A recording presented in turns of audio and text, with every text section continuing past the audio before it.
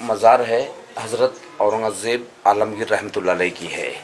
ये इनकी वसीयत थी कि मेरी मज़ार कच्ची रखना, मिट्टी की कब्र बनाना, उसके ऊपर जो पौधा है झाड़ सब्ज़े का लगाने का, यानी इसके अंदर जो काला बीज होता है इसको शरबत में फालूदे में डाल के पीते, ठंडा होता है। और ये इनकी ख्वाहिश थी कि मेरी मज़ार के ऊपर कोई गुम्बज नहीं बनाना, खुला रखना, सफ़ेद सादा प्लेन वाइट ऑर्डिनरी चादर डालना, जैसा कि मामूली गरीबों का कब्र होता है वैसे मेरी कब्र बनाना, कोई अमीरों को तरह रंगीन जरी या मखमल का कोई गुलाब भी इसके ऊपर नहीं चढ़ाने का। अब ये जो मार्बल का जाली वगैरह दिखाई दे रहा है, इसके पहले यहाँ पर इसी किस्म की ओरिजिनल लकड़ी की जाली थी, मिट्टी का फर्श था, लेकिन ये सब बाद में Lord Curzon viceroy of India के बहुत ही रिक्वेस्ट करने पर हैदराबाद के जो 7वें निज़ाम थे तो उन्होंने ये 1921 यानी 1921 में ये मार्बल का जाली और ये फर्श संगमरमर का बना दिए। अब ये जो पौधा बड़ा होता है इसको निकाल के छोटा पौधा लगाते हैं, पानी इसके अंदर हमेशा डालना पड़ता है और गलाफ वगैरह भी इसका हमेशा बदलते रहते हैं। इनकी आखिरी ख्वाहिश ये थी कि मेरी मज़ार जो है सिर्फ 14 रुपया 12 आने में बनाई जाए,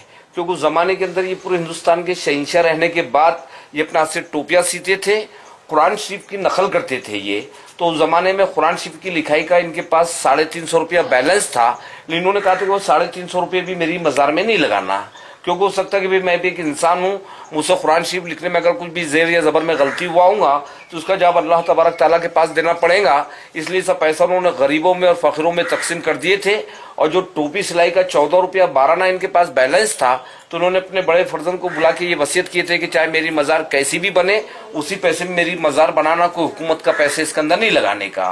औरंगज़ेब रहमतुल्लाह अलैह का जन्म जो हुआ था तो ये 1616 में पैदा हुए थे गुजरात यानी दाहोद में, और इनका इंतकाल 1707 में अहमदनगर के अंदर हुआ। तो ये हिसाब से इनकी टोटल उम्र 91 बरस की हुई। 50 साल इन्होंने पूरे हिंदुस्तान पे हुकूमत की है। लेकिन इनको अहमदनगर से यहाँ पर लाने की खास वजह ये थी कि बाजू में जो बुजुर्ग है उनका नाम है हजरत ख्वाजा सैयद ज़ैनुद्दीन चिश्ती रहमतुल्लाह अलैह। ये औरंगज़ेब रहमतुल्लाह अलैह जिस टाइम जिंदा थे तो ये बुजुर्ग को पर्दा फरमा के 400 साल का जमाना हो गया था, लेकिन औरंगज़ेब साहब अपने दौरे हुकूमत में जब भी औरंगाबाद आते थे तो इन बुजुर्ग की मज़ार पे हाजिरी देते थे, तो उनको यहाँ पर एक दिली सुकून मिलता था। इसके लिए औरंगज़ेब ने इनको अपने गैबाना उस्ताद यानी पीर माने थे। सामने जो मार्बल का टूम है उसमें औरंगज़ेब साहब के बड़े फर्जंद है मोहम्मद आजम शाह की बीवी है आसिया बानो, जिन्होंने अपनी माँ की याद में बेबी का मकबरा औरंगाबाद में तामीर करवाए। अब ये सामने बोर्ड पे लिखा है हुवल हय्युल क़य्यूम,